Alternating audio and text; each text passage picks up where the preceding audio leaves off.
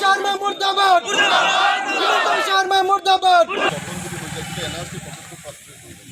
আৰু যিখিনি মানুহৰ নাম কৰ্তন NRCত অহাও নাছিল as per foreign ministry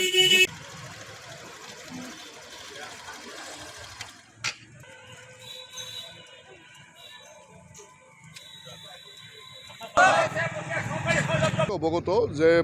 NRC যিহেতু অসমত হৈ গৈছিল বহু মানুহৰ নাম NRCত অন্তৰ্ভুক্ত হৈছে কিছু মানুহৰ নাম অন্তৰ্ভুক্ত হোৱা নাই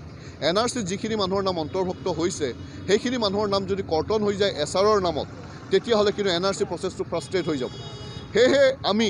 আগতে SIৰ হোৱা যেতিয়া সম্ভাৱনা আছিল আমি এখন স্মাৰকপত্ৰ প্ৰদান কৰিছিলোঁ আৰু আমাৰ স্মাৰকপত্ৰৰ ওপৰত সন্মান জনাই অসমত SIR নহ'ল আৰু SR যেতিয়া হ'ল আমি দেখা পাইছোঁ SRটো স্বাভাৱিকভাৱে হ'ব লাগিছিল এইটো এটা গ্ৰেজুৱেল প্ৰচেছ কিন্তু SRৰ সুযোগ লৈ কাৰণে বৰ্তমান চৰকাৰ প্ৰশাসনে সমগ্ৰ এই যোনটো আমাৰ সাংবিধানিক সংস্থা ইলেকশ্যন কমিশ্যনটোক ব্যৱহাৰ কৰি বৈধ ভাৰতীয় নাগৰিকৰ নাম কৰ্তন কৰাত উঠি পৰি লাগি গৈছে আমি ইতিমধ্যে গম পাইছোঁ এজন বিৰোধী দলৰ এজন বিধায়কে স্পষ্টভাৱে কৈছে সেইখিনি সময়ত তেওঁ সাক্ষী হৈ আছিল যোনখিনি সময়ত শাসকীয় দলৰ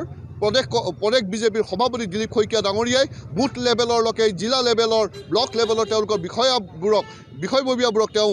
ডাইৰেকশ্যন দি আছিল যে প্ৰায় 60টা সমষ্টিত 10,000 নাম কৰ্তন হ'ব লাগে যাতে বিজেপিয়ে আগন্তুক নিৰ্বাচনত তেওঁলোকৰ পথটো সুগম হয় অসমৰ মুখ্যমন্ত্ৰী ডাঙৰীয়া আপুনি যিহেতু বিকাশৰ কথা ক'ব নোৱাৰে জুবিন গাৰ্গ আমাৰ প্ৰাণৰ শিল্পীৰ মৃত্যুৰ পাছত যিহেতু হিন্দু মুছলমানৰ নেৰেটিভ অসমৰ ৰাইজে প্ৰত্যাখ্যান কৰিছে আপুনি গম পাইছে যে এইবাৰ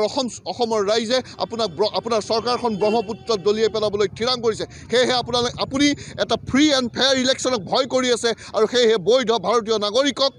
নাম কৰ্তন কৰিবলৈ আপুনি চৰকাৰী প্ৰশাসনীয় যন্ত্ৰটো ব্যৱহাৰ কৰি থকা আমাৰ পৰিলক্ষিত হৈছে সেয়েহে আমি আপোনাক এটা কথা স্পষ্ট কৈ দিছোঁ আমাৰ বিএলঅ'বিলাকেও অনানুষ্ঠানিকভাৱে কৈ আছে যি হিচাপ তেওঁলোকে কাম কৰি আছে বাল্ক অবজেকশ্যন ফাইল কৰি থকা হৈছে ফৰ্ম 8 একচেপ্ট হোৱা নাই মানুহৰ ঘৰে ঘৰে এনে অঞ্চল আছে ঘৰে ঘৰে অবজেকশ্যন ফাইল হৈছে কমপ্লেইনেণ্টবিলাক সৰ্ববেশী ভুৱা মানুহ কমপ্লেইনেণ্টে নিজেই নাজানে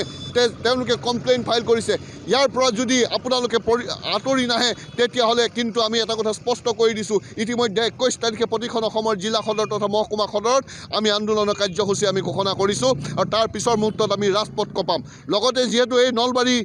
চহৰত আমি বহিছোঁ এটা কথা স্পষ্ট কৈ দিছোঁ এই নলবাৰী চহৰৰ একেবাৰে নিকটৱৰ্তী এজনী গৰীয়া সম্প্ৰদায়ৰ মহিলা আজি কিন্তু বাংলাদেশত বিদেশী হৈ কাৰণে থাকিব লগাত পৰিছে সেই গৰীয়া সম্প্ৰদায়ক য'ত আপোনাৰ কেবিনেটে খিলঞ্জীয়া স্বীকৃতি দিছে সেই চকিনা বিবি আজি বাংলাদেশত কিয় থাকিব লগাত পৰিছে তাৰ ক্ষেত্ৰত আপোনাৰ স্পষ্টীকৰণ কি এই বিদেশী আইনখনে যদি চকিনা বিবিক বিদেশী কৰিব পাৰে তেতিয়াহ'লে আমি বহি থকা প্ৰত্যেককে বিদেশী কৰিব পাৰে এই বিদেশী আইনখনৰ পুনৰ নিৰীক্ষণ